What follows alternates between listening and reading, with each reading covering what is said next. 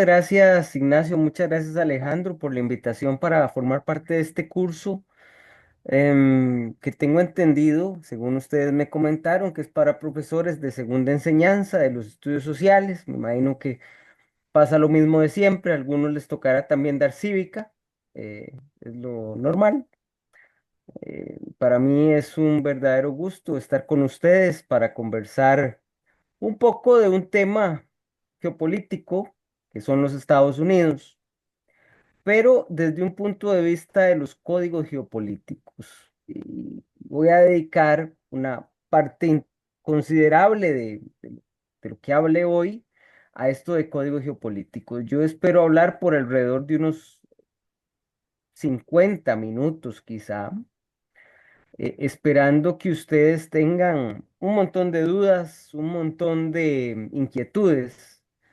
Y si está dentro de mis posibilidades resolverlas, con mucho gusto estoy anuente incluso a temas que no estemos viendo en la presentación. Si quieren hablar del conflicto Israel-Palestina, con mucho gusto. Si quieren avanzar hacia otros temas, en la medida de mi conocimiento, con mucho gusto podríamos también conversarlo. Así que siéntanse en la total libertad de hacer las consultas que ustedes consideren pertinentes, no solo de lo que hablemos, sino de aquello que les pueda surgir.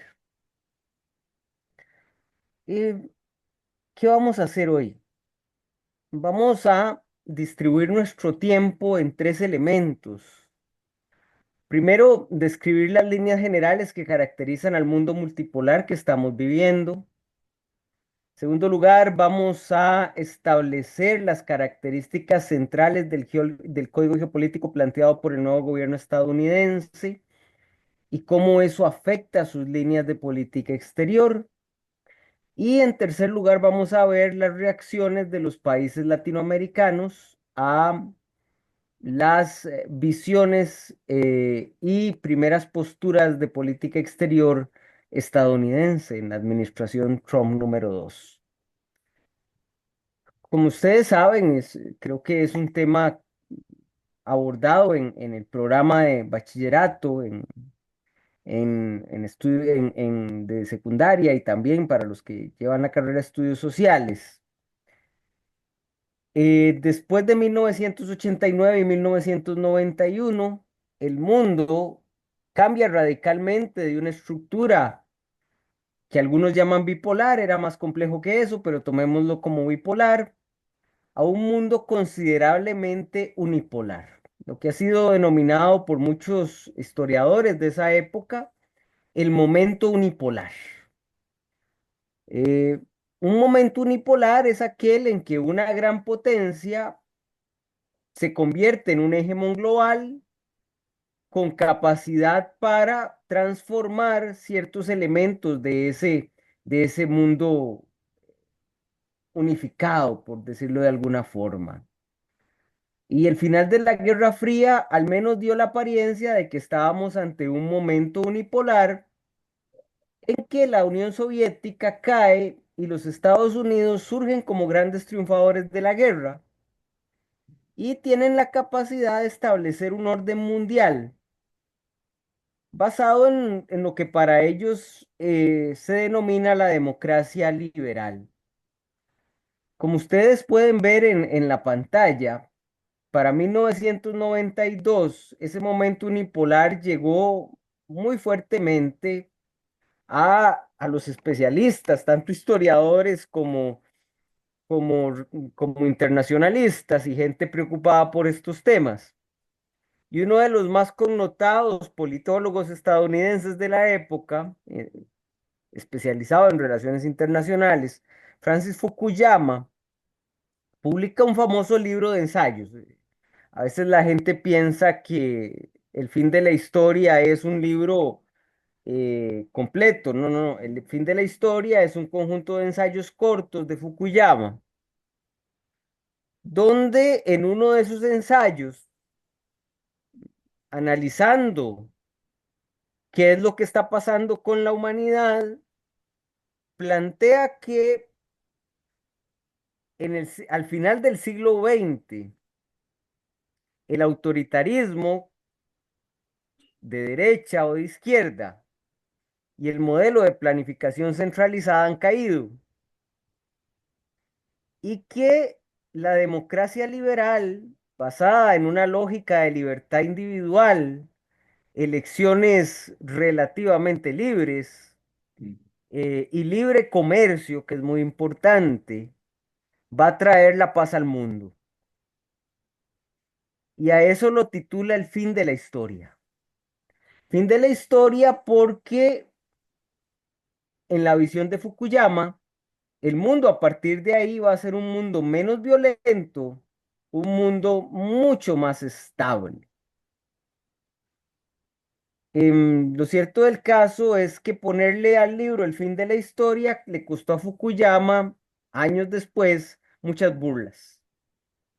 Y uno de los que se burló de Fukuyama, otro politólogo estadounidense, pero de carácter más realista, Robert Kagan, tituló a su libro El retorno de la historia, como para decirle a Fukuyama, yo creo que usted se equivocó y usted pensó que los momentos unipolares eran para siempre y que en realidad la historia del mundo, especialmente desde el punto de vista internacional, siempre es la competencia de potencias. Y puede variar la forma en que las potencias lleven adelante esa competencia, pueden terminar en guerra, pueden terminar en una estructura de multipolaridad, de reparto de poder, de zonas de influencia. Pero lo cierto del caso es que para 2008, Kagan señalaba que tanto China como Rusia estaban saliendo de un letargo, el chino de casi ciento y resto de años, el ruso más corto de unos 20, 25 años, y que el mundo que seguiría a partir de la segunda década del siglo XXI iba a ser un mundo en el cual la multipolaridad iba a llevar a la competencia de potencias, la competencia de grandes actores. Y ese mundo iba a ser evidentemente más violento. ¿Por qué? Porque cuando hay competencia de potencias, la posibilidad de establecer la paz se reduce. ¿Qué quiero decir con esto? Kagan partía de una idea geopolítica que se llama la paz hegemónica, que plantea que la única forma en que existe paz en una región o en el mundo es cuando hay un hegemón dominante que impone las reglas y que ante el resquebrajamiento de ese hegemón dominante, que eran los Estados Unidos, y el surgimiento de competencia, ya no iba a existir esa capacidad, ya no iba a existir ese hegemón que sostuviera la paz. Eh, Más que pronóstico, lo de Kagan era un análisis de la realidad que estaba viviendo. En 2008 empezaron un poco los debates entre China y los Estados Unidos. Y cada vez más aceleradamente otros países crecían económicamente muy rápidamente. Los Estados Unidos perdían la habilidad de convencer y vencer. Y en ese mundo multipolar, los Estados Unidos iban a tener respuestas a esa competencia. Y justamente eso son los códigos geopolíticos. El código geopolítico es la forma en que un país se orienta, o, pongámoslo menos como país, que las élites de un país se orientan en el mundo. Y los códigos geopolíticos son fruto del contexto. No es lo mismo construir un código geopolítico cuando estamos ante un mundo multipolar que en un mundo unipolar. De forma tal que lo que están produciéndose en los Estados Unidos es al final del día una reacción a ese mundo multipolar donde Donald Trump era una de las tantas respuestas a ese mundo multipolar, quizá la más perjudicial para mucha gente. em, de forma tal que lo que estamos viviendo en los Estados Unidos contemporáneos es un debate en torno al código geopolítico de los Estados Unidos. Voy a quedarme un momento en definir código geopolítico. Un código geopolítico al final del día es una construcción identitaria. Una construcción identitaria que surge de cinco grandes cálculos. El primer cálculo es de alianzas. Es decir, cuando un actor geopolítico ve la realidad en que se desenvuelve, piensa en quiénes son mis posibles aliados. Al momento en que piensa quiénes son sus posibles aliados, surge la segunda pregunta. ¿Quiénes son mis posibles adversarios? ¿O cuáles son las amenazas que afronta mi sobrevivencia, mi estabilidad? Una vez que tiene esa visión de aliados y adversarios, pues las siguientes dos preguntas están vinculadas con fortalecer alianzas, es decir, ¿cómo fortalezco alianzas? Y la siguiente pregunta es ¿cómo debilito las amenazas? O si lo quieren poner más personalizadamente, ¿cómo debilito a mis adversarios? ¿Cómo controlo a mis adversarios? Y por último, debe desarrollar un discurso justificador, racionalizador de esas decisiones,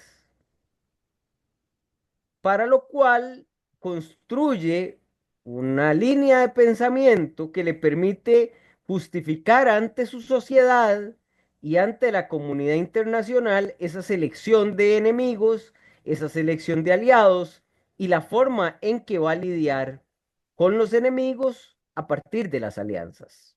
¿Mm?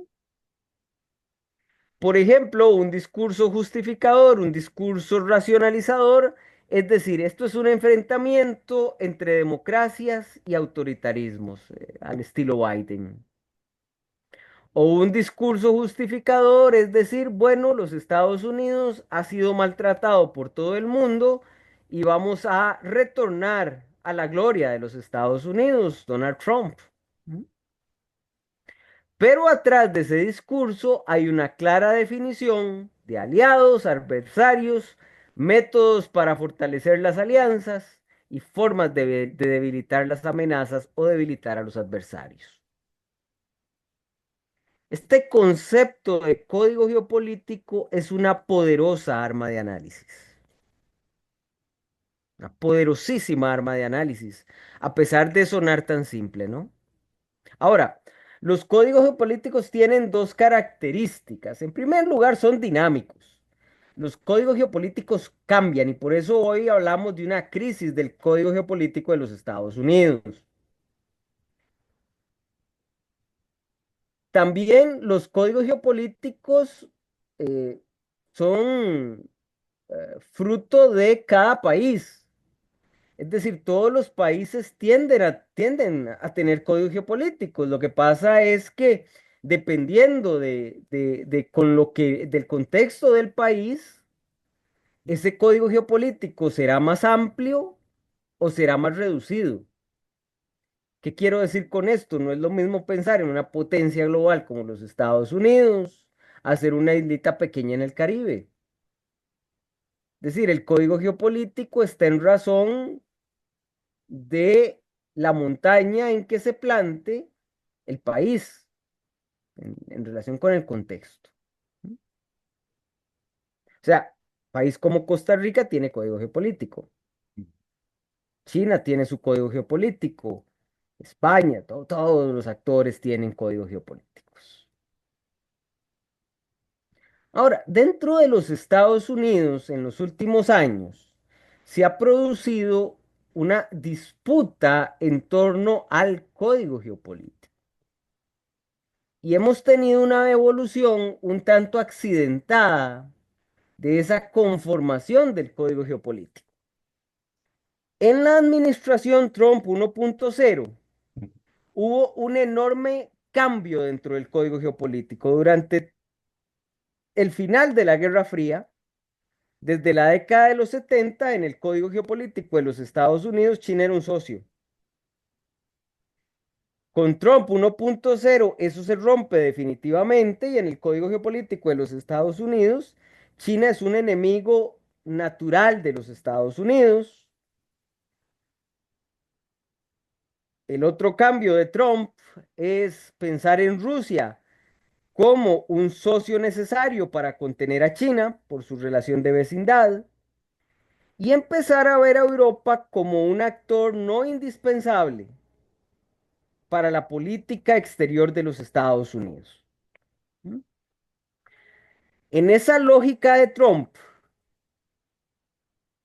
el mundo se aprestaba a una confrontación entre China y los Estados Unidos, es decir, una confrontación de actores, uno hegemónico y otro revolucionario.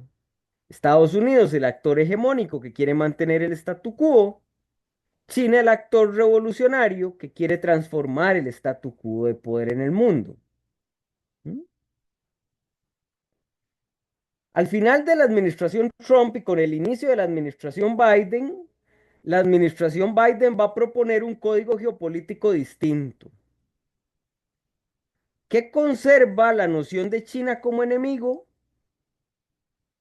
pero rescata la tradicional visión estadounidense de que Rusia es un enemigo. ¿Por qué? Porque Rusia es una amenaza para Europa y Europa es el aliado indispensable de los Estados Unidos, es decir, la Alianza Atlántica.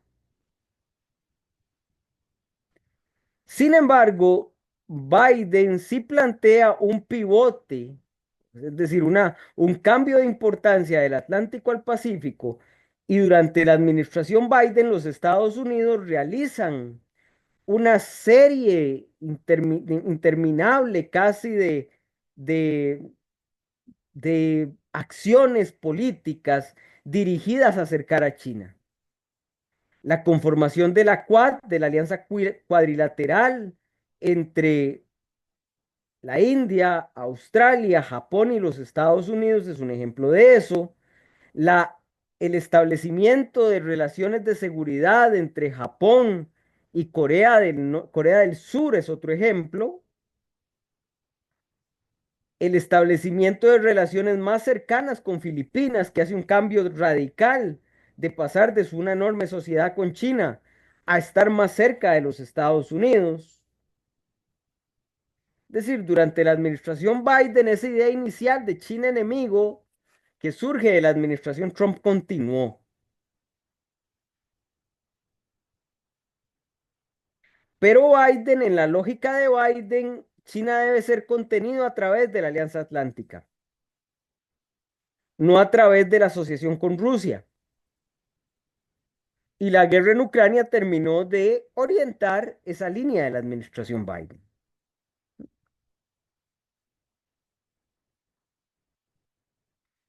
Con Trump 2.0 nuevamente se tuvo un cambio de propuesta.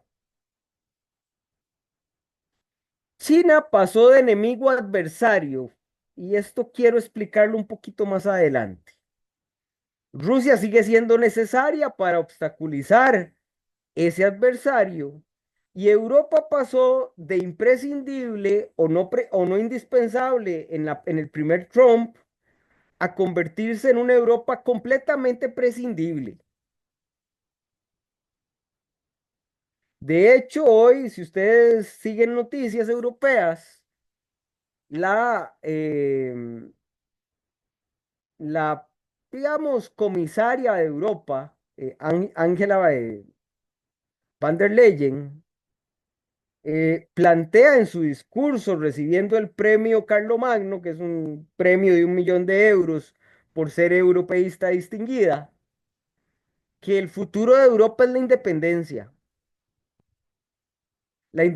de la Alianza Atlántica y la propia sobrevivencia, porque ellos ya se dieron cuenta que la Alianza Atlántica está rota, ¿no? O al menos en un estado muy calamitoso. Ahora, ¿por qué China adversario y no enemigo? Porque en esta administración Trump, pese al aumento de aranceles y todo lo que eso implica, lo cierto del caso es que hay una ambición por negociar con China, que se separa de la idea de competir y combatir a China. Y eso vamos a ver qué implica en unos minutos. Los tres códigos que vimos acá, Trump uno, Biden, Trump 2, están compuestos por un enorme sentimiento de declivismo, o al menos una aceptación que los Estados Unidos ya no son la potencia política que emerge de la Guerra Fría, sino que es unos Estados Unidos más débiles. Y un brillante profesor de la Universidad de Chicago, Paul Post, lo describió de esta forma. Parece que el camino elegido por la administración Trump es uno más insular y menos cooperativo, incluso depredador. Esto se debe en parte a las preferencias de Trump, pero imponer aranceles, lanzar amenazas y buscar ganancias territoriales son todas acciones que esperaríamos de un Estado que se percibe a sí mismo como en pérdida de estatus en el escenario internacional. Es decir, los Estados Unidos han reaccionado a su pérdida de capacidad para conducir el mundo. Una opción era la política Biden de alianzas y otra es la opción Trump. Y parece que la opción Trump está ganando. Pero ante esa respuesta al mundo multipolar surgen dos opciones. Y yo quiero que esto eh, me lo comprendan bastante bien, porque es algo de lo que no se habla mucho. En general se habla del mundo de competencia, de la probable guerra entre China y los Estados Unidos. Pero en realidad, ante este código geopolítico y ante este mundo, em, lo cierto del caso es que hay dos salidas posibles. La primera es la competencia entre grandes potencias, es decir, la hipótesis uno. Nos estamos moviendo a un mundo en el cual en algún momento China y Estados Unidos tendrán una confrontación. Es decir, un aceleramiento de la competencia comercial o bien, en el peor de los casos, un enfrentamiento militar. Sea, una competencia en toda ley. Pero la otra salida es que ambas potencias, y por eso es tan importante en la cosmovisión de Trump en la geopolítica, en el código geopolítico de Trump, que China sea adversario y no enemigo, es que también podemos ir hacia un acuerdo de zonas de influencia. Es decir, una división del mundo donde los Estados Unidos reconoce que ya no puede meterse en todo el mundo y permite que otros actores grandes tengan influencia dominante en esas áreas. En esa lógica, los Estados Unidos, China y Rusia se repartirían el mundo en zonas de influencia. ¿Cuál es el problema de esta variante? Que para ello los Estados Unidos tendrían que renunciar al Pacífico. Eso parece que no es el caso. Es decir, los Estados Unidos no están tan dispuestos a renunciar al Pacífico, que sería el mundo soñado de China. Que los Estados Unidos abandonen el Pacífico. ¿Mm? El acuerdo de zonas de influencia implicaría, por una parte, que se fijan zonas donde hay estados hegemónicos y que los otros estados hegemónicos no tendrían intervención dentro de esas zonas de influencia. Ahora, el problema de toda distribución por zonas de influencia al final del día es que las zonas de influencia tienen límites y las fronteras son complicadas, ¿no? Es decir, el mundo, cuando ha habido repartición de zonas de influencia, generalmente termina en guerras. ¿Recuerdan ustedes la conferencia de Berlín de 1888 cuando se divide en el África? Y eso no evitó los pleitos. Los evitó por algún tiempo, pero al final explotaron en la Primera Guerra Mundial, ¿no?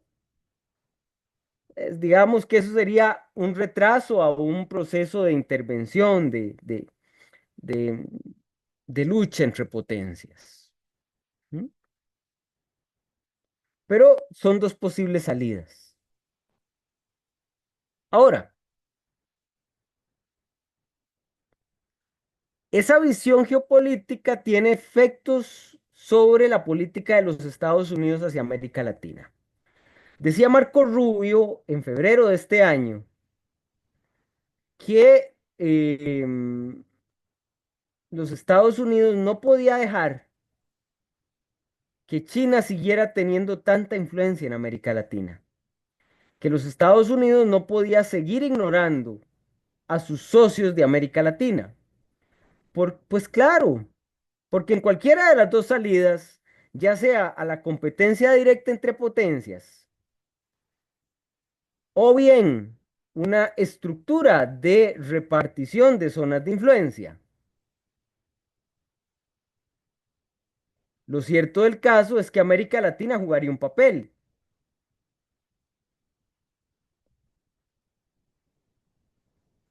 y ese papel no puede ser jugado con una presencia muy sólida de China. ¿Mm? Ahora, esa presencia de China está muy establecida ya en algunos países de América Latina. Entonces, la gran pregunta es si los Estados Unidos tendrían la capacidad para sacar a China. En una lógica de repartición de zonas de influencia, lo cierto del caso es que mm, debe haber, para que eso se produzca, necesariamente una autocontención. Es decir, cuando hay repartición de zonas de influencia, la potencia no hegemónica, la potencia hegemónica en la zona de influencia tiene que tener la seguridad de que las otras potencias que tienen dominio sobre otras zonas no se van a meter en la zona donde yo soy hegemón y se van a autorrefrenar.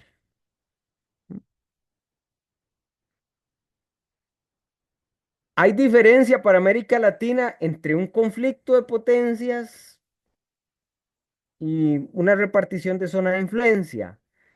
En un conflicto de potencias, la atención del hegemón está más directamente vinculada con quien está luchando. En una repartición de influencias, digamos que tiene más tiempo para conducir la región de la cual es hegemón. Pero en ambos casos hay un aumento clarísimo del nivel de intervención, que eso es lo que estamos viendo en la política exterior de los Estados Unidos, es decir, quiere intervenir más en la estructura económica de América Latina, de los países de América Latina, quiere intervenir más en ciertas áreas de control territorial y lo que ellos denominan infraestructuras críticas. Ahora, ¿cuáles serían las zonas de interés de los Estados Unidos en América Latina? Un primer elemento está vinculado con la infraestructura crítica. Para los Estados Unidos, infraestructura crítica es cualquier estructura logística que en caso de guerra pueda convertirse en una amenaza para la seguridad de los Estados Unidos. Hablamos de puertos, aeropuertos y por supuesto redes 5G. Por eso cuando o cuando el gobierno le puso una prohibición a Huawei, en realidad estaba siguiendo lo que habían hecho muchos países, socios de los Estados Unidos. Italia, Alemania, Canadá, Japón, Australia, Corea del Sur. En realidad nosotros fuimos un poco más rebeldes, costó más. Hasta que el gobierno Trump vino y amenazó con las visas, canceló visas y muchos colegas políticos de pues ya no van a poder ir a Disneylandia. Y ahí se acallaron las críticas.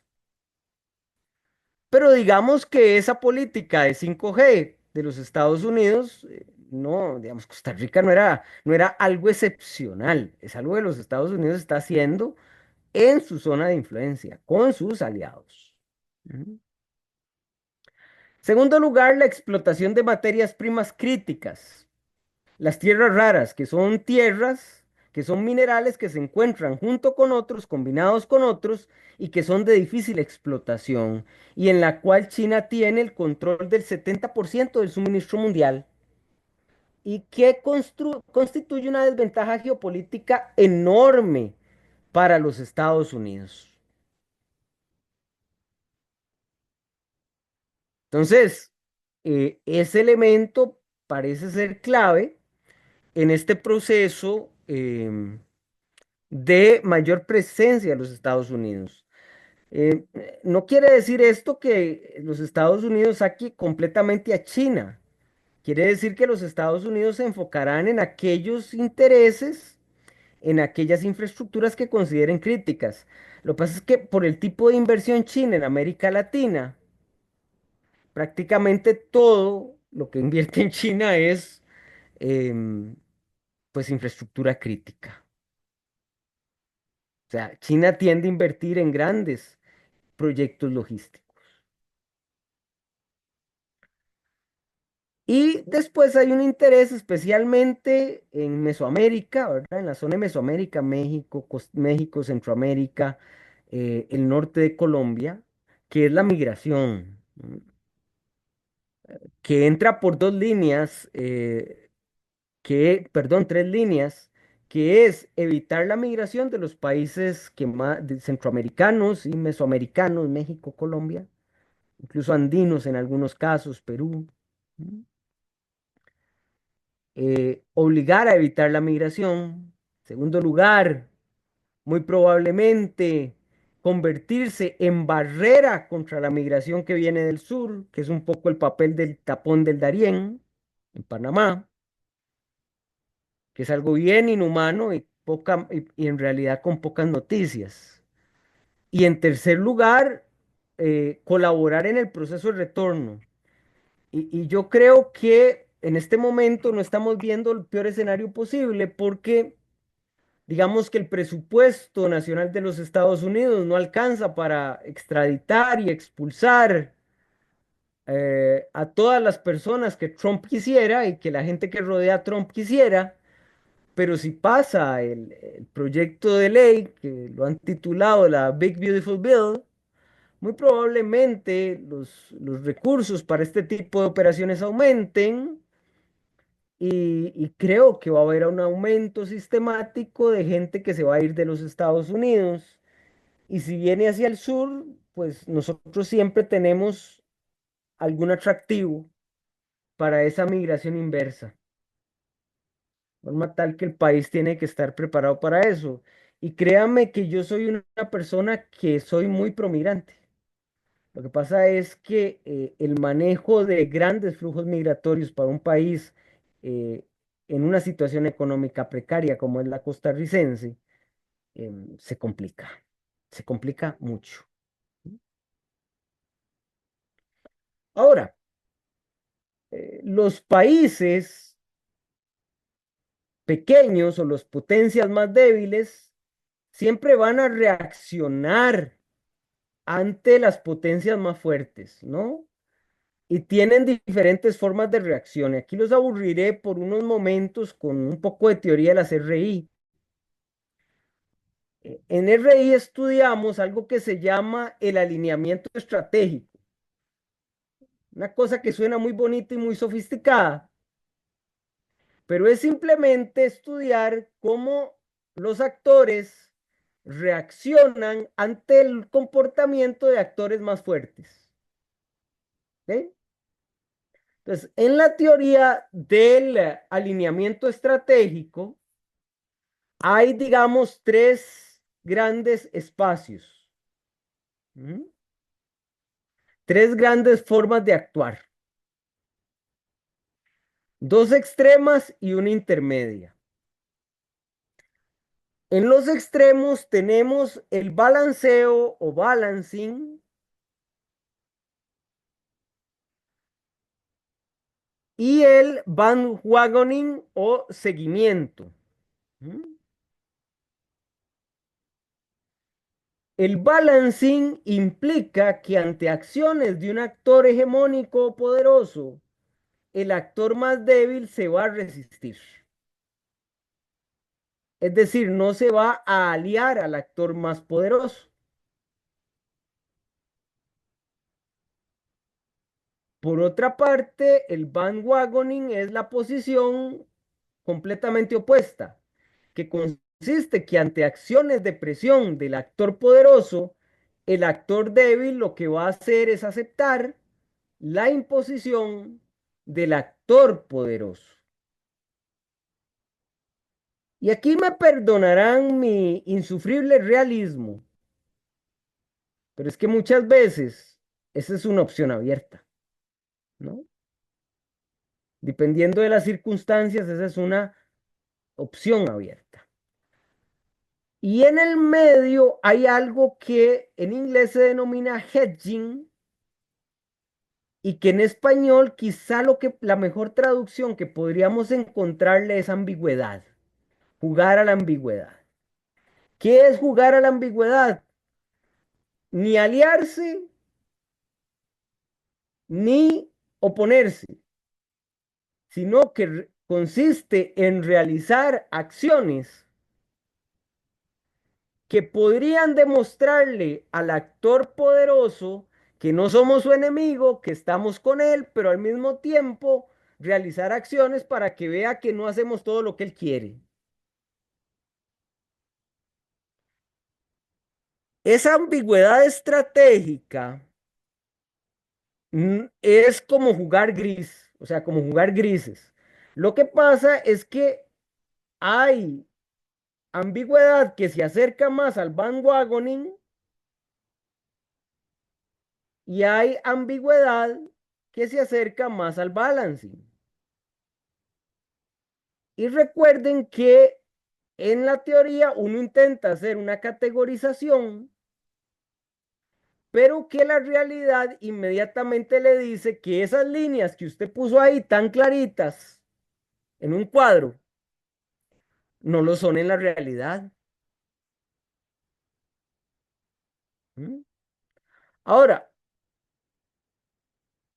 para jugar hedging, o sea, para jugar ambigüedad, el actor político tiene que tener una serie de características que le permitan jugar ambigüedad.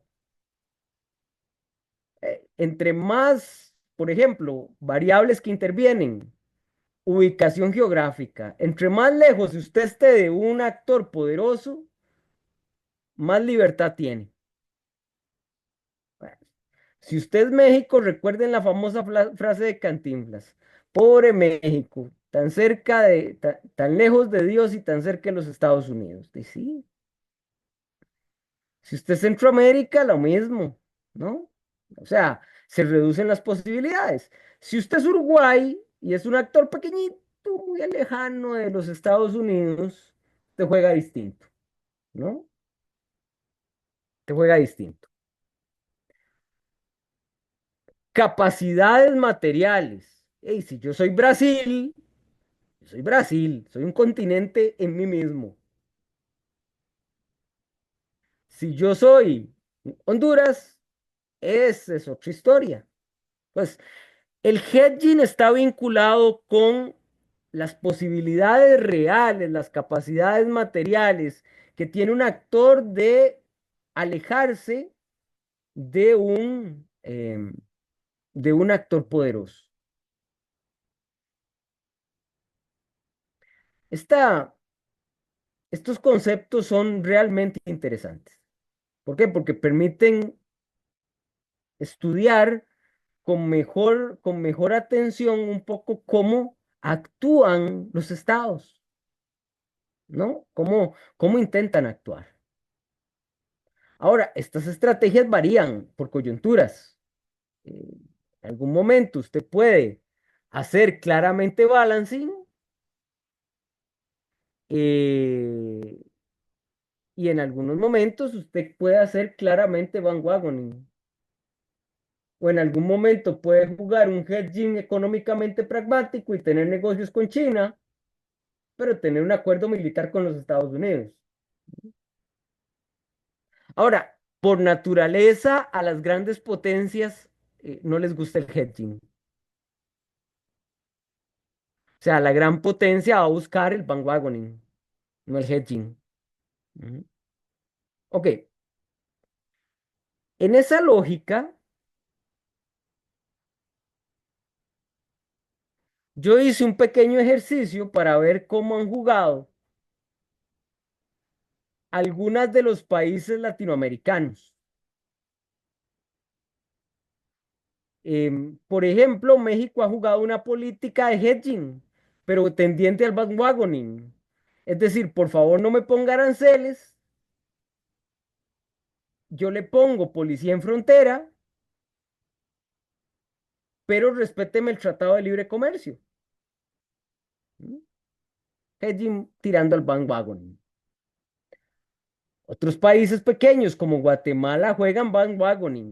Estados Unidos dice, ni se le ocurra romper relaciones con Taiwán para pasarse a China, y Guatemala dice, sí, sí. Estados Unidos le dice a Guatemala, recíbame migrantes extracontinentales o voy a tener que ponerle aranceles altos. O sea, en realidad el juego fue para que nos dejaran el 10% de arancel al IES. Juegue Van Wagoning para soportar ese 10% de arancel. Ujú, ujú. Ahora, hay países como El Salvador que han jugado hedging, lo que demuestra que Bukele es todo lo que ustedes quieran que sea Bukele. Yo lo acepto y a mí no me gusta Bukele, pero ha jugado inteligentemente.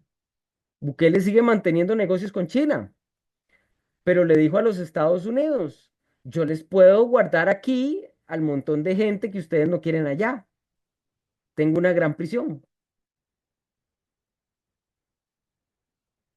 Que si ustedes lo ven con mucha frialdad, porque esto hay que verlo con mucha frialdad, fue una jugada maestra para conseguir que los Estados Unidos no se metiera mucho con los negocios de Bukele y China. Claro, una jugada miserable, por supuesto. ¿Mm? Panamá, ustedes han visto que ha jugado bandwagoning. Es decir, ha empezado a decirle a los Estados Unidos, usted quiere que nos deshagamos de las de las empresas chinas que tienen el control de los puertos de entrada y salida del canal. Por supuesto, aquí estamos haciendo una investigación para sacarlas. Y hay un poco de inteligencia de las empresas chinas diciendo que se iban. Claro, la autoridad china que regula eso las paró en seco, pero vamos a ver en qué termina ese cuento. ¿Mm? Venezuela, por ejemplo, jugó hedging. ¿Basado en qué? En que hay intereses estadounidenses en Venezuela, Chevron. Y está jugando con los Estados Unidos eso. O sea, los Estados Unidos dice, saco a Chevron, no saco a Chevron. Chevron quiere quedarse. Y probablemente se quede. Vamos a ver cómo evoluciona esto. Eh, pero está jugando hedging. Nicaragua intenta jugar al balancing. ¿Cómo?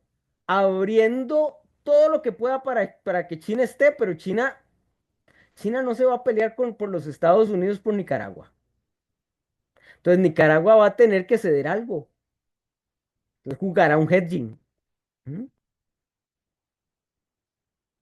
Colombia juega algo de balancing, pero hedging también al final. No es un balancing completo. ¿Mm? Y ya usted va Perú es un caso interesantísimo. Ustedes no sé si han oído hablar del puerto de Chancay en Perú. Es el puerto más grande de América Latina y es el puerto más importante para la exportación y la importación desde China. Y es un puerto controlado por empresas chinas, construido y controlado por empresas chinas.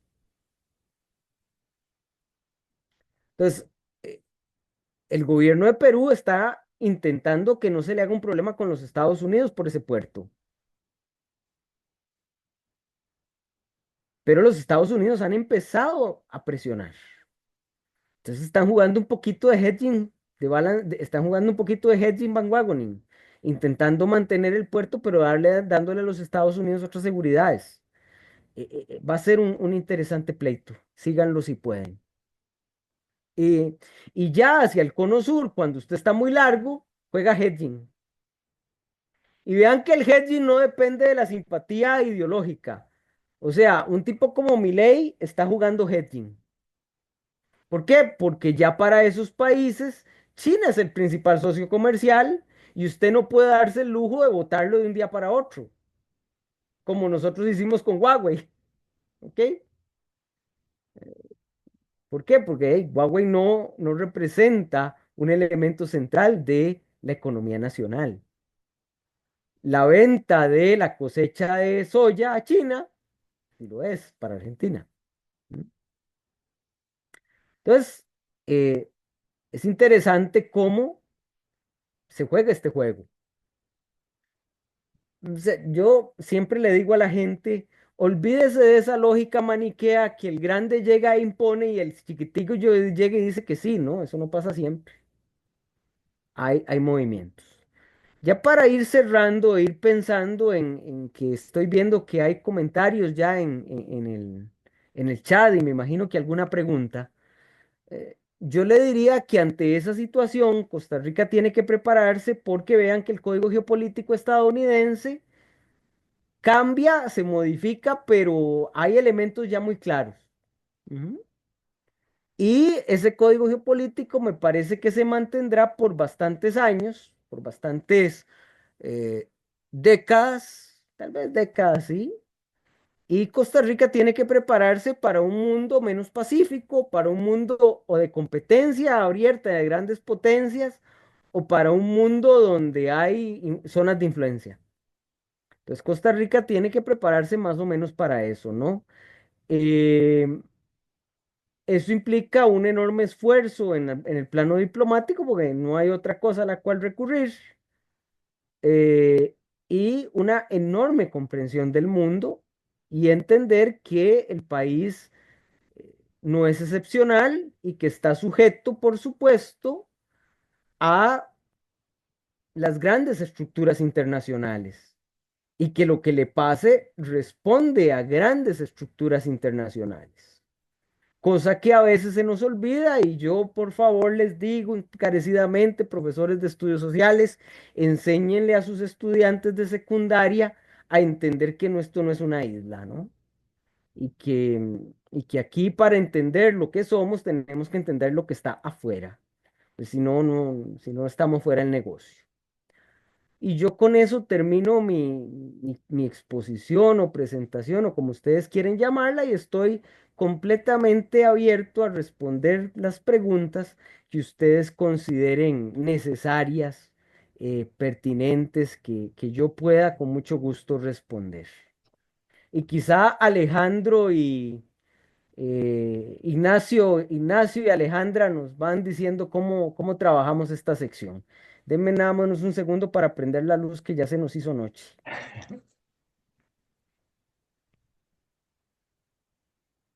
Ujú. Sí, por acá, ya casi le damos la palabra a Alejandro. Por acá había un comentario de Guillermo, o varios comentarios de Guillermo. El primero hace referencia a si Rusia sigue siendo necesaria pese a Ucrania, ¿verdad? Que Uy, esa es una de las grandes incógnitas que estaban por ahí. Y otra, está la OTAN, herencia de la Guerra Fría, en pronto declive en este nuevo desorden internacional. ok, yo le diría al colega Gerardo, ¿verdad? Me dijiste. Guillermo, Gerald. Ujú. Guillermo. Guillermo, al colega Guillermo, que sí, que de hecho el esfuerzo estadounidense por acabar la guerra en Ucrania va justamente en el interés de los Estados Unidos de acercarse a Rusia y alejarla de China. Incluso en declaraciones muy claras del ministro de Relaciones Exteriores estadounidense, secretario de Estado Rubio, y del secretario de Defensa, bueno, dice que secretario de Defensa, Peter Heshek, él señalaba que Rusia está muy cerca de China y que a los Estados Unidos eso no le convenía. Entonces, sí, sigue siendo muy necesaria. Veremos si hay un cambio en estos días de la postura de Trump, pero vean que dice, hoy incluso dijo, cuando le preguntan, bueno, ¿usted está enojado con Putin? Sí, estoy enojado con Putin. ¿Van a haber sanciones? Bueno, hay que esperar unos días. O sea, así de necesaria es en la visión de estas personas. Aparte de que yo creo que Trump tiene una admiración abierta por Putin. ¿No? Y la otra pregunta era la OTAN. Bueno, la OTAN es una herencia de la Guerra Fría, pero era una herencia necesaria de la Guerra Fría en Europa. Yo le diría que la OTAN sin Estados Unidos, que la OTAN con Estados Unidos va en declive. Yo no creo que los Estados Unidos abandone la OTAN, pero que los europeos van a tener que tener más capacidad de respuesta y capacidad de sustitución de lo que los Estados Unidos tienen incluido en la OTAN, eso sin duda. O sea, por ejemplo, hoy el canciller alemán conversaba con Zelensky. Yo no sé si ustedes saben que Ucrania ha desarrollado una inmensa capacidad para desarrollar armas. O sea, Ucrania se ha convertido en un excelente productor de armas. La guerra lo volvió un excelente productor de armas. Entonces, con Alemania, los ucranianos están negociando un plan conjunto para la fabricación de armas de largo plazo. Entonces, Europa se está armando. ¿Cuál es el problema que tiene Europa? Que le compra mucho a Estados Unidos en armas. Y transformar esa compra en compra europea es un poco más complejo, ¿no? Y por otra parte, los Estados Unidos no solo aporta capacidad militar en el terreno, los Estados Unidos tiene dos componentes que son muy importantes. El primer componente es su capacidad de geolocalización. O sea, el país que tiene más satélites en órbita es los Estados Unidos. Entonces, la capacidad de geolocalización de tropas es algo que Europa no tiene. O sea, Europa para sustituir esa capacidad de los Estados Unidos ocupa 10 años y no más. Y eso limita y por eso los europeos intentan que los Estados Unidos no se vaya, al menos por ahora. ¿Mm? Otra pregunta por aquí, don Carlos, que Sí, también señor. está en una nota similar con Trump, me refiero. Esa construcción de política exterior de Estados Unidos es compartida por las élites de ese país. ¿La opinión pública adversa a Trump es un actor de algún peso o no frente a Trump? Vamos a ver, si uno ve el actual gobierno de Donald Trump, hay cuatro grandes grupos, cuatro grandes grupos. Ujú. Hay un grupo empresarial em, muy poderoso, tecnológico, que hasta el día de ayer estuvo representado por Elon Musk, que decidió abandonar el gobierno después de unas cuantas quemas de Teslas. Em, y ese grupo tiene una enorme influencia. La figura más visible era Moss, pero no solo Moss está ahí. Ese grupo lo que pretende es que exista mucha protección a la tecnología estadounidense, muchos fondos de investigación gubernamental, pero al mismo tiempo no le gusta la política de Trump de aranceles. Y dentro de la administración ese grupo puja porque Trump no ponga este tipo de aranceles porque perjudica a la industria tecnológica estadounidense. Hay un segundo grupo que es el conformado por partidarios del movimiento Make America Great Again.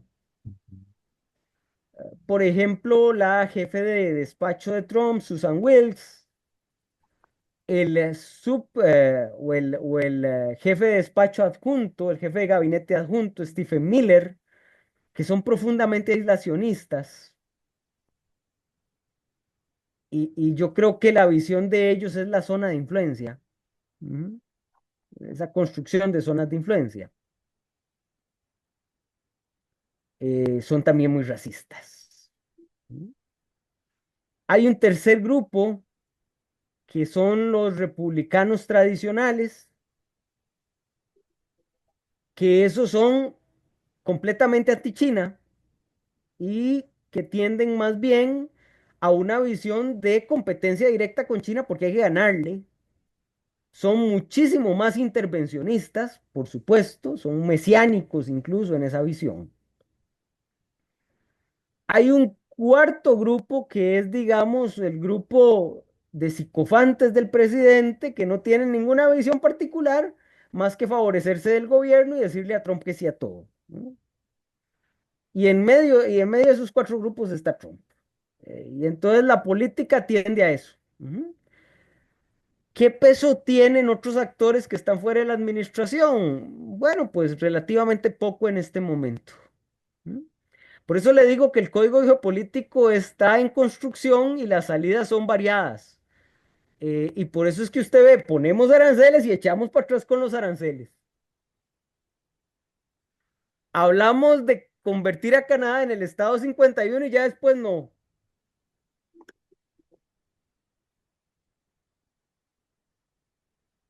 Entonces, esa ambivalencia de la administración Trump se debe precisamente a esa división interna tan marcada que uno puede descubrir dentro de la administración. Y digamos, la salida de Moss va a ser la primera de muchas. Ujú.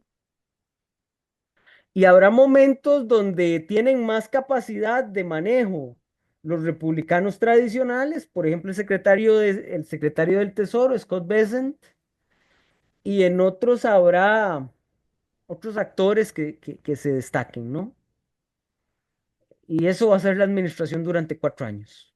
Va a ser el daño que se le está causando a la hegemonía estadounidense desde adentro es muy brutal, para ser honestos. Ujú. Sí. Y por ahí tenemos a Alejandro con la mano levantada. Alejandro, le deseo el espacio. Por favor, Buenas, Alejandro. buenas tardes, ¿cómo están? ¿Me escuchan bien? Sí, señor. Vea, la verdad es que tengo varias preguntas. Las que quieras y yo puedo Vamos a ver. responderlas. Este, bueno, la primera que me surgió fue, ¿Europa es un comodín en medio de la confrontación de la potencia hegemónica y la potencia revolucionaria? ¿O tiende más a ser un actor neutral a mediano o largo plazo dentro de este código geopolítico? Ok, buena pregunta. Vamos una por una, Alejandro, Sí, porque si no porque cuesta mucho. tengo varias. Sí, vamos una por una. Yo le diría que los europeos a lo que aspiran es a tener un poco de libertad. Vamos a ver, en el informe de competitividad de Mario Draghi, lo que él dice es que Europa está en un mal momento de competitividad, que está muy lejano en la carrera tecnológica entre China y los Estados Unidos. Eh, los informes de seguridad militar lo que dicen es que todavía se depende mucho de los Estados Unidos. Entonces, el objetivo europeo en el mediano plazo es romper esas barreras y entrar de lleno a la repartición, digamos, de espacios geopolíticos. Sería la visión de Europa. Si no lo consigue, me parece que Europa podría alejarse de los Estados Unidos y acercarse a China. Eso no es tan fácil. Suena muy fácil, pero no es tan fácil, porque hay ligámenes culturales, visiones de mundo, que, Fregados. que los acercan más a los Estados Unidos, por supuesto. Ajá. De forma tal que Europa está en esa.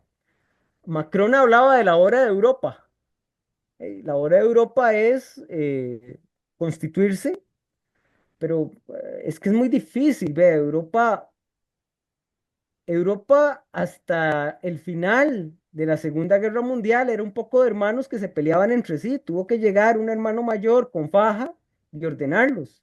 Y ese hermano mayor se llama los Estados Unidos. La OTAN es un ejercicio de decir, ustedes no tienen las armas las tengo yo y ustedes se calman y me hacen caso y establecen un sistema económico abierto y me hacen caso. Eso es la OTAN. Entonces, en la medida que el hermano mayor o el papá postizo que puso la faja decida irse, los fantasmas de la competición europea se abren, ¿verdad? Entonces, es un proceso en marcha. Ok.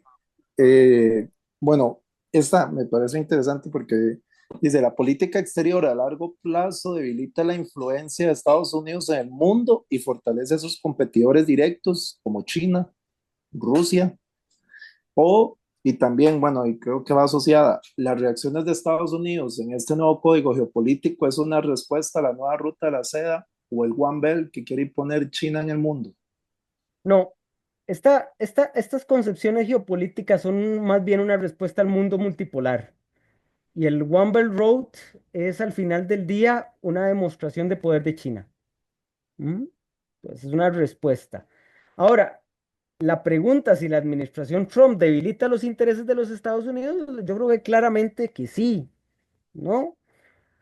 Cuando usted elimina la cooperación del África, usted lo que hizo ahí fue dejarle el espacio abierto a los chinos. Es decir, en la medida en que los Estados Unidos se vuelven más aislacionista, de alguna forma debilita su presencia global. Y una potencia que aspire a hacerlo tiene que tener una presencia global significativa. Los Estados Unidos parece que con Trump, por eso es que muchos dicen, bueno, ¿qué es lo que está haciendo los Estados Unidos? Replegándose a una zona de influencia más pequeña. ¿Mm? Ahora, ¿eso es por diseño? Me parece que en algunos momentos parece que sí es por diseño. Es porque son tontos, en algunos momentos también lo parece. Pero créame que desde el punto de vista maga, es por diseño. Y las últimas preguntas, Sí, señor. el hedging behavior es como una estrategia de doble filo para los países que la practican, es decir, como comportarse como comodines, como hoy pega más el sol hacia el lado de Estados Unidos, Sí, mañana me pega más el sol acá a China, pero algo como hizo Yugoslavia, por poner el ejemplo, durante la Guerra Fría, que no era sí, 100% comunista, pero también hablaba muy bien con los capitalistas de la época, más o sí. menos. Yugoslavia es un buen caso de hedging, justamente. Y, y el otro, ¿qué respaldo tienen los países latinoamericanos que plantean el hedging como estrategia ante Estados Unidos? Y la última pregunta para Déjeme y le ya, respondo esta y después me hace la última. bueno, Yo le diría que ¿qué tienen los países latinoamericanos que plantean hedging? Algo que a los Estados Unidos le interesa, en el caso de El Salvador. El Salvador se convirtió en un gran vendedor, le vendió a los Estados Unidos algo que ellos deseaban y que no esperaban. ¿Mm? Y en el caso de los países como Brasil, es que soy Brasil. O sea, soy el 40% de la economía de América Latina. ¿Mm? Tengo embajadas en todo el mundo. Usted no me va a invadir porque es imposible invadirme. Mi economía no depende de usted. Mi socio principal se llama China y usted está hasta en el tercer lugar. ¿Mm? Entonces, jugar hedging depende de cómo esté usted parado. Ahora, Yugoslavia jugaba un hedging, ya que conoce el caso bien. Yugoslavia jugaba un hedging que era cercano al balancing. ¿Por qué? Porque Yugoslavia buscaba cooperación de Occidente, cooperación de la esfera capitalista, y Tito tenía un pleito abierto con Stalin en muchos casos, ¿no? Entonces, era un hedging más cercano al balancing. Recuerda el cuadro. sí, mucho más a la izquierda de su pantalla. ¿Mm? Ok. Y el último, Sí, de ahí, señor. para hablar de Costa Rica, ¿está Costa Rica capacitada para adaptarse al nuevo código geopolítico desde el punto de vista de los conflictos políticos internos que tenemos, con discursos incendiarios desde la gobernanza, una oposición que vive en un quejese total y, bueno, no hay un acuerdo político interno de las fuerzas internas de este país, cómo adaptarnos Ujú. a Vea, ese código? yo creo que Costa Rica está jugando claramente bandwagoning. Eh, Afortunadamente, bueno, si eso puede llamar afortunadamente, mm, Costa Rica no tiene, creo yo, muchas opciones, me parece a mí en este momento. Quizá podría jugar un hedging, pero tirando al bandwagoning, como jugó en la época de los setentas, ochentas del siglo pasado. Mm, Poco, los sesentas. Pero ahora la presión, en este momento, la presión de los Estados Unidos es muy fuerte para cambiar eso.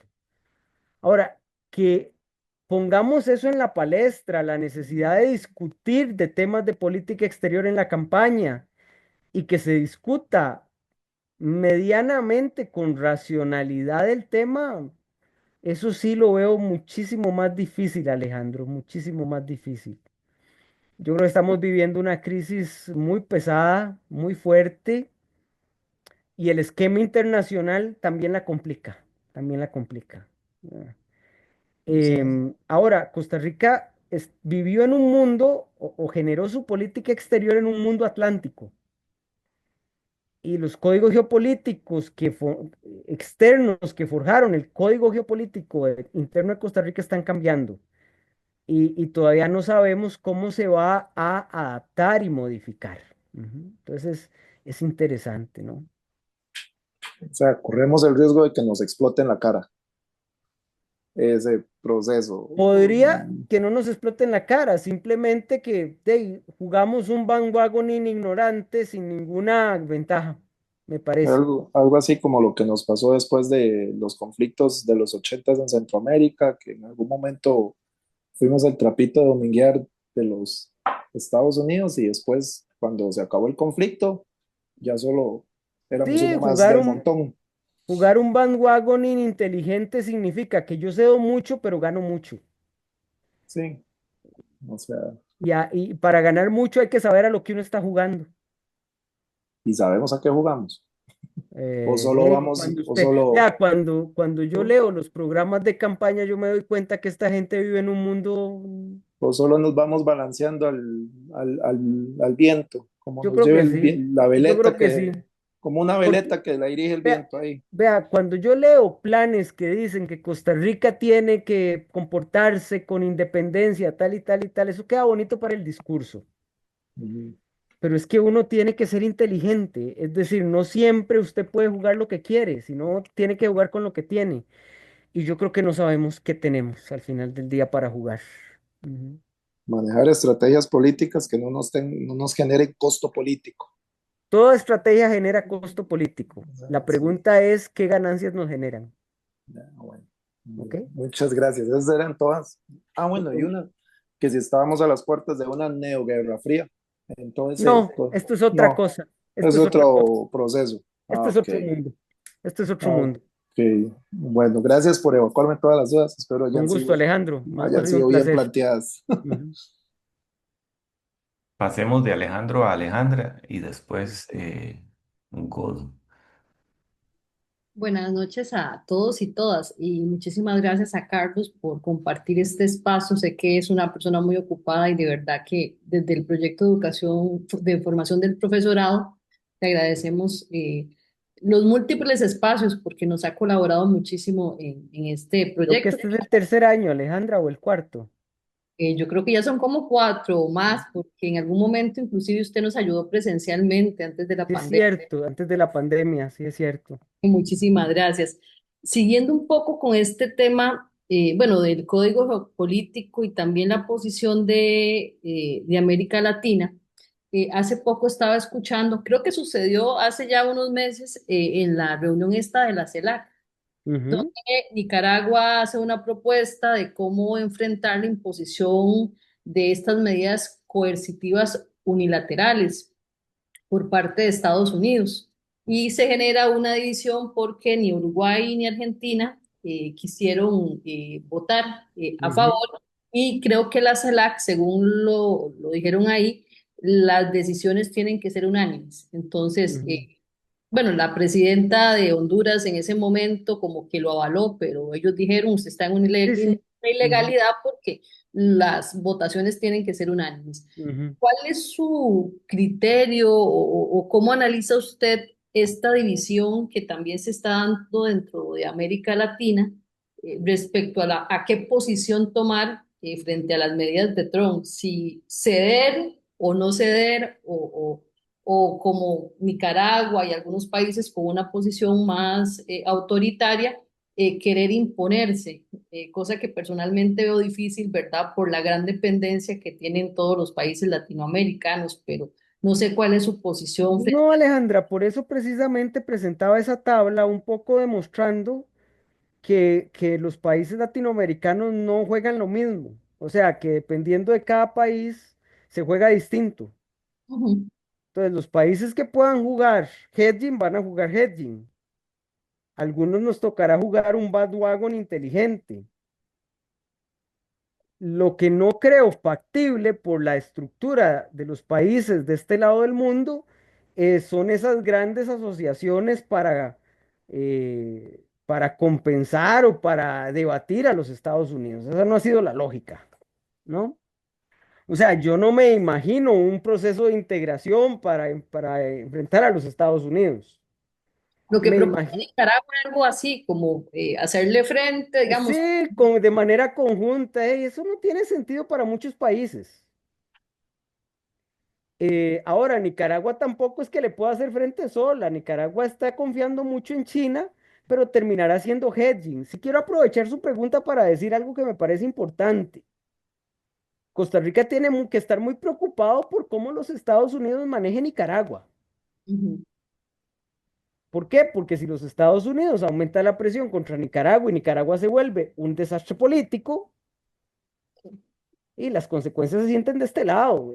Yo no me imagino una situación en la cual los Estados Unidos, para forzar a Nicaragua a un cambio de posición, diga, bueno, vamos a expulsarlos del Tratado de Libre Comercio. ujú, Porque en ese momento el 40%, 40-45% de las exportaciones de Nicaragua, que es un enorme porcentaje del PIB, eso va a generar una migración violenta de Nicaragua a Costa Rica. Y eso es difícil de controlar. Y no crean que me estoy comportando de forma xenófoba o algo que se lo parezca. Yo creo en la enorme contribución de Nicaragua a Costa Rica y creo en la enorme contribución de Costa Rica a Nicaragua. Pero otra cosa es manejar migraciones masivas. O- totalmente. sí.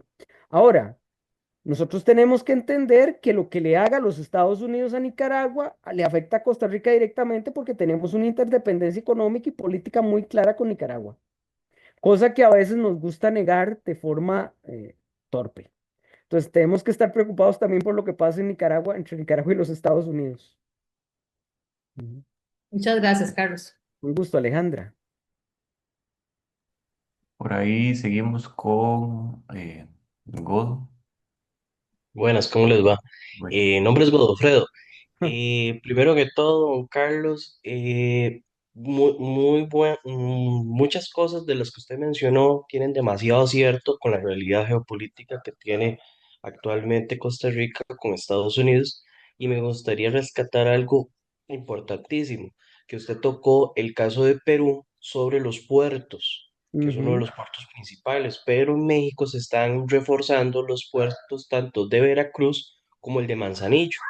Eso es ujú, como una medida, creo, viéndolo y analizando, digamos, por cercanías, que, digamos, se está preparando México para lo que lamentablemente esta guerra comercial está trayendo Trump y México va a ser como la punta de flecha para China en el caso de América, utilizando estos dos puertos como centros principales de comercio y de traer no solo productos, sino también de impactar directamente con la geopolítica actualmente, viéndolo de una forma sistemática y viendo el análisis que está ocurriendo, porque estamos hablando que estos dos puertos no tuvieron movimiento en los últimos 10 años y de un momento a otro ya tienen ese movimiento.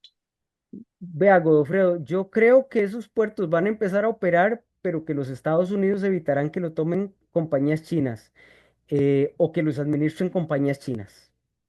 O sea, entre más cercano usted esté a los Estados Unidos va a hacer todo lo posible por evitar que esos puestos estén ahí.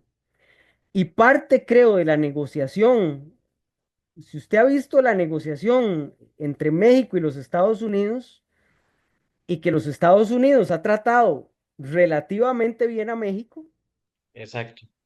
es precisamente porque México se ha comprometido a que eso no pase. Ok. Sí, es que eso es lo que quería llegar. Ese punto es muy importante de que Estados Unidos actualmente llegó y dijo, ok, Canadá vamos a poner tantos impuestos, a México también. Pero un Mm, momento u otro los dos supieron negociar esa estructura, claro, teniendo que ahorita México más bien, en lugar de ser un rol secundario, se está volviendo hasta un rol principal en lo que son negociaciones comerciales de importancia para Estados Unidos. claro, claro. E incluso México fue muy inteligente. O sea, México, la presidencia mandó instrucciones muy claras a las empresas de decirles, vean, para poder negociar con estos tipos, ustedes tienen que alejarse un poco del suministro chino. O sea, empiecen a buscar suministradores alternos, porque aquí lo que le vamos a vender es que China no es importante en México, lo cual tampoco es muy difícil, porque históricamente México siempre se ha plegado a los Estados Unidos, aunque sus discursos abiertos, ¿verdad? Sus discursos públicos son muy antiestadounidenses. Los mexicanos, los especialistas mexicanos siempre hablan de que México tiene un doble nivel del discurso. Uno consiste en madrear a los Estados Unidos, que todo presidente de México que se respete madreado en algún momento a los Estados Unidos, y otro, lo que discuten a puerta cerrada y que ahí son muchísimo más abiertos a las opciones que los Estados Unidos puedan negociar. O sea, México desarrolló una gran diplomacia precisamente porque tiene que lidiar con los Estados Unidos. Exacto. ¿No? Y otro punto también, digamos, la guerra comercial de tierras raras no está enfocada a Sudamérica, sino a Groenlandia, en vista, digamos, que son terrenos y son específicamente zonas que en este momento, por los fenómenos climatológicos, está, digamos, cambiando también nuevas rutas de Estados Unidos a Europa. ¿Usted qué opina, digamos, que Estados Unidos trate de hacer lo que hizo, digamos, con Rusia, con el caso de Alaska, cuando lo compró?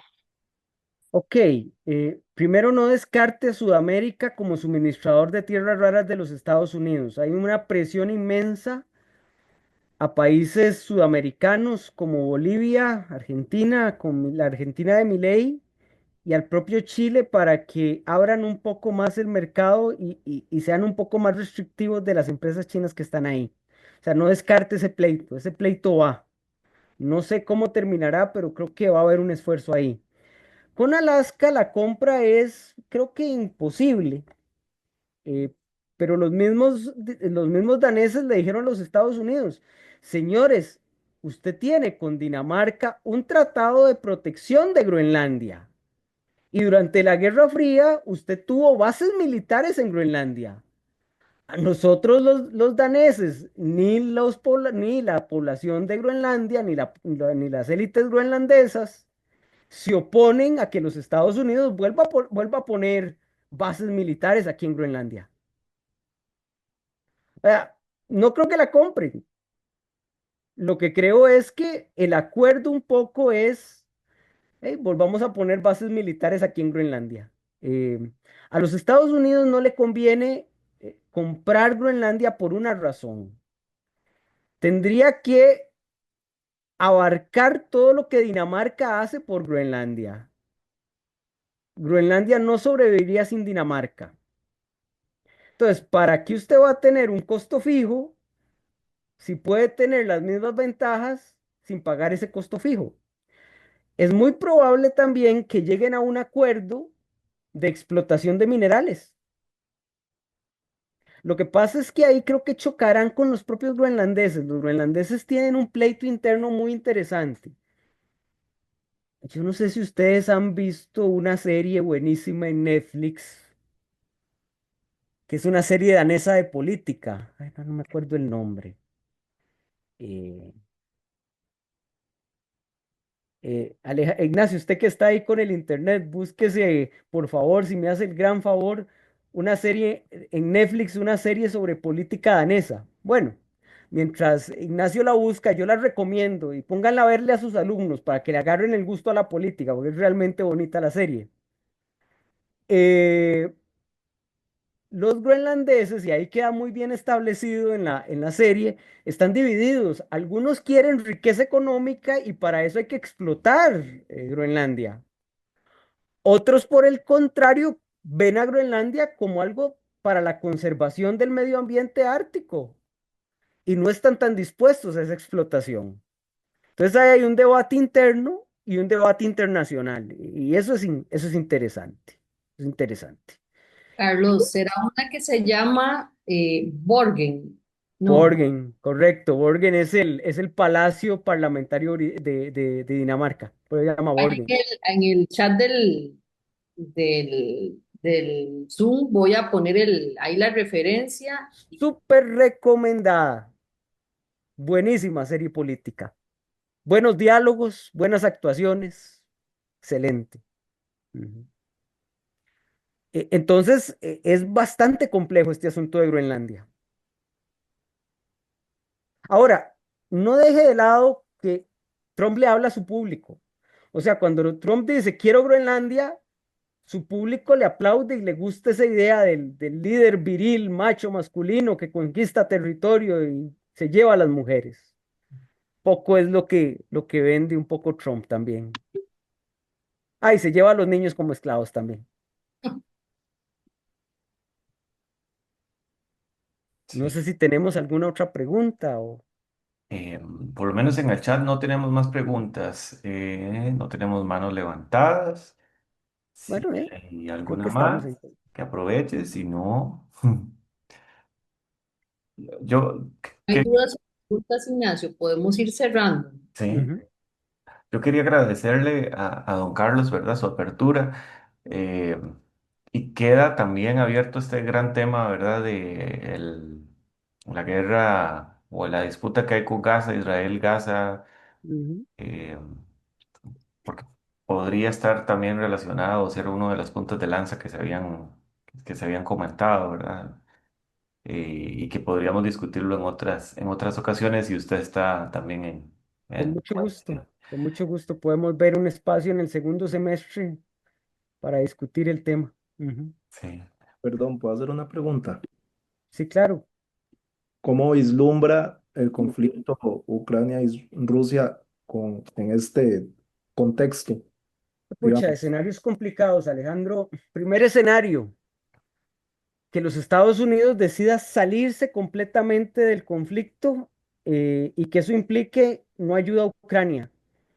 En ese escenario, muy probablemente Ucrania tenga que negociar al final del año una paz bastante mala con Rusia y Rusia cumpla con sus objetivos estratégicos de quedarse con el Donbass por completo, además de Zaporizhia y la otra provincia, Jersón, que queda más al, al, ah, al sureste. Ujú. Ese es el primer escenario. Segundo escenario, que Trump se harte de Putin, que no le quite la ayuda a Ucrania y que crea que tiene que quedarse con cierto apoyo para respaldar el acuerdo de minerales, que lo ve como una salida al problema de las tierras raras con Rusia. Caso en el cual me parece que la guerra se extendería por un tiempo más hasta que llegue el agotamiento ruso y se tenga que negociar. Pero Ucrania no perdería la cantidad de territorio que está perdiendo hasta ahora. Me parece que esos son los dos escenarios más plausibles. En ambos escenarios, Ucrania va a tener que ceder territorio por paz, con la esperanza de ser reconstruida al estilo Finlandia en los 30. Con una diferencia, Finlandia en los 30 se reconstruyó sola. Aquí la reconstruirían las potencias europeas. Sí. Ujú. Aldair pone por ahí, ¿es Trump un reflejo de lo que es la sociedad estadounidense? Pregunta No, Aldair. no, la sociedad estadounidense es más que Trump. La sociedad estadounidense es una sociedad rica en cultura. Los Estados Unidos tiene lo mejor y lo peor del mundo. Tiene las mejores universidades, los mejores museos, pero también las más altas tasas de pobreza para un país desarrollado. Estados Unidos es más que Trump. Los Estados Unidos es algo muy diferente. Y la política exterior de los Estados Unidos muchas veces no refleja lo que son los Estados Unidos. Los Estados Unidos son migrantes que vinieron de muchos lados del mundo, pero también son fortunas inalcanzables. Eh, tiene las ONG más poderosas del mundo, más preocupadas por derechos humanos, y al mismo tiempo tiene la gente más miserable. Los Estados Unidos, como decía Facundo Cabral, es lo mejor y lo peor del mundo al mismo tiempo. Es más que Trump. Sí, una última pregunta nada más. ¿Qué Sí, rol señor. cumpliría el conflicto del Ártico en la geopolítica actual? Uy, eso nos da para 2 horas de conversación, si no más. Básicamente es un pleito enorme porque los Estados Unidos quiere controlar el Ártico. Para ello quiere Groenlandia, o por lo menos quiere tener bases militares en Groenlandia. eh, y digamos que el Ártico acortaría el tránsito de mercancías en el mundo un montón, ¿no? Ya solo por ahí es problemático. Y por otra parte es que deja un espacio abierto, digamos, vulnerable para ambos lados del Ártico. Entonces, el Ártico es un elemento geopolítico actual, pero es una guerra del futuro muy interesante, una guerra que tal vez no sea militar, pero sumamente interesante. Ujú. Con una diferencia respecto de la Antártida, que es que en el Ártico no hay una prohibición de apropiación, que sí hay en la Antártida. Entonces ahí, digamos, sí va a haber espacios tomados por países. De hecho, si usted ve un mapa del Ártico, de a quién le pertenece el Ártico, ve actores ya posesionados de territorio. Eh, Rusia ha venido armando su parte del Ártico, ¿verdad? Eh, los Estados Unidos, como tiene una parte menor, Groenlandia se la aumentaría mucho. Por eso lo de las bases militares en Groenlandia, yo creo que va. Ujú. Sí, sí, eso da para discutir todavía más. Sí. Bueno, Carlos, una vez más le agradezco el espacio y también la disposición, el tiempo para compartir con nosotros.